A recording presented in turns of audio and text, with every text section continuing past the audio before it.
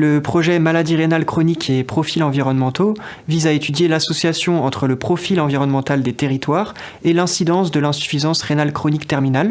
Et on va mener cette étude sur le périmètre de la France métropolitaine et à l'échelle des communes.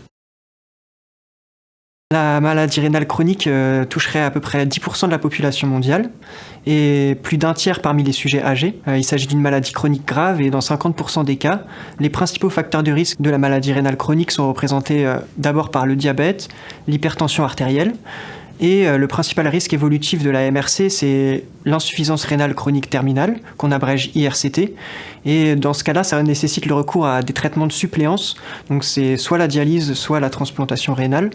Et dans l'Hexagone et dans plein d'autres régions du monde, l'IRCT présente une répartition spatiale qui est très hétérogène, ce qui suggère une influence importante de l'environnement, l'environnement au sens large. Donc le projet MRCPE vise à étudier le phénomène de multi-exposition via l'étude des profils environnementaux. Et de plus, l'environnement est appréhendé donc pour ses effets délétères sur la santé, mais également pour ses effets potentiellement bénéfiques. Et les inégalités spatiales de santé sont étudiées à fine résolution spatiale et sur tout le territoire métropolitain. De plus, pour étudier l'incidence de l'IRCT, on va prendre en compte et on va ajuster nos modèles sur les facteurs de risque qui sont déjà connus pour cette maladie. Et donc ça permet de quantifier la variabilité spatiale résiduelle qui n'est pas expliquée par ces facteurs de risque déjà connus. Et cette variabilité spatiale résiduelle, potentiellement, elle est imputable à l'environnement. Et en parallèle, pour finir dans ce projet, on fera des analyses de médiation pour tenter de mieux comprendre les effets directs et indirects de l'environnement.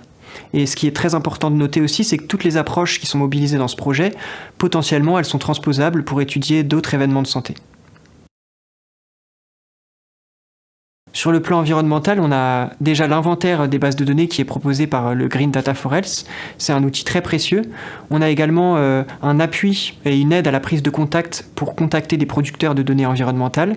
Et le Green Data for Health a une vraie connaissance des acteurs et des interlocuteurs. On a également dans le cadre de ce projet un appui d'un prestataire extérieur qui s'appelle Wavestone et qui nous accompagne pour étudier l'occupation des sols agricoles et exploiter la base de données du registre parcellaire graphique. Et sur le plan santé, on a l'appui du Health Data Hub pour une mise à disposition des données du SNDS. Et de manière plus générale, les résultats du projet qui est encore en cours ont un impact puisqu'elles nous donnent de bonnes perspectives pour poursuivre les recherches. On a notamment déposé un projet de thèse auprès d'autres financeurs et donc il y a vraiment des perspectives intéressantes, même pour nous chercheurs et pour la suite.